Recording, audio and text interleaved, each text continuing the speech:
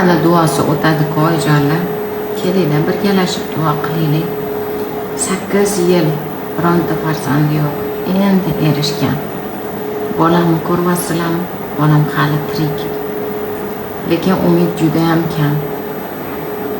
Kelinglar birga duo qilaylik. Vaqti juda ham kam qolgan.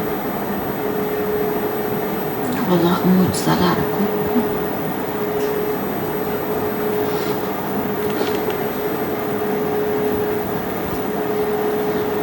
Shu bola o'lib ketmasin.